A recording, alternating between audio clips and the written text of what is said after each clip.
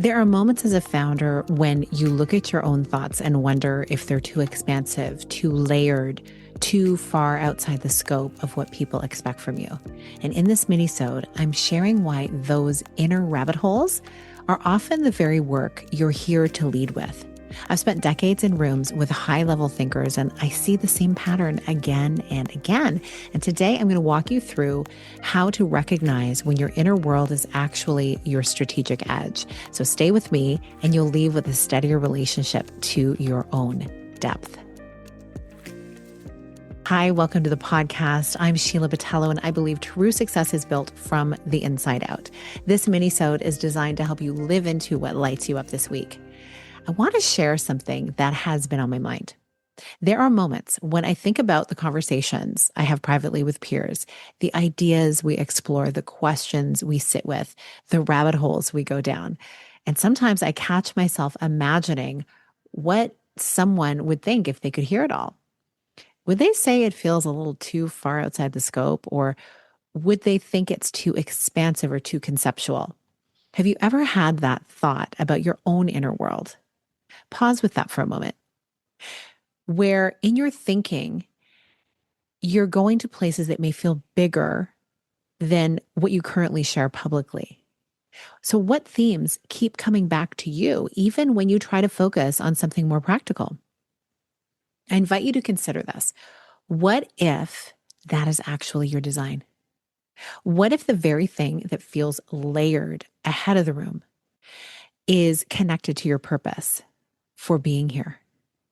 When I think about people like Oprah or Gabby Bernstein or Jay Shetty or all of these different people, I see individuals who were willing to share what was happening inside their own curiosity, and they followed the thread of what interested them. They articulated what they were discovering. They didn't wait for everyone to agree. And over time, the scale followed that clarity. So here's a question for you. What have you been thinking about lately that feels revolutionary inside your own head? What conversation are you having in private that could change someone's life if you brought it into the light? You don't need everyone to get it. You do need the right people to recognize themselves in it, though. So think about your clients. Think about the people whose lives have shifted because you were willing to speak from your lived experience. Can you recall a moment when someone said to you, "I never thought about it that way"? What did you share that day? This is where doubt, though, often tries to creep in.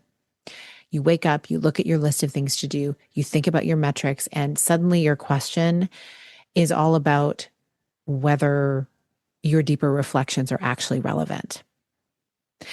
Here is what I remind myself of.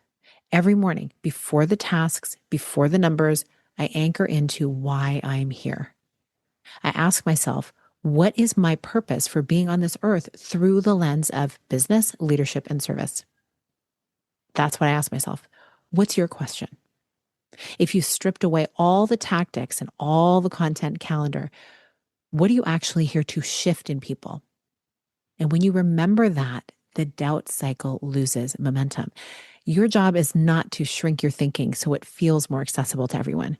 Your job is to steward your thinking well, to translate it, and to share all that you have passed through you in your purpose in ways that invite people into expansion. And to trust that the people who are designed to resonate with it will feel it. So today, I want to leave you with this. What would change in your business if you treated your inner world as a strategic infrastructure rather than a private indulgence? I invite you to sit with that, because the founders who build lasting influence are the ones who honor what lives inside of them and they let it shape their work. So here is one aligned action for you to take. Okay, I want you to think about this. Choose one thought that you have been keeping private and give it a platform. And see where that lands for you. Thank you for being here. Thank you for listening. I'm wishing you a beautiful rest of your week, and I will see you on the next episode.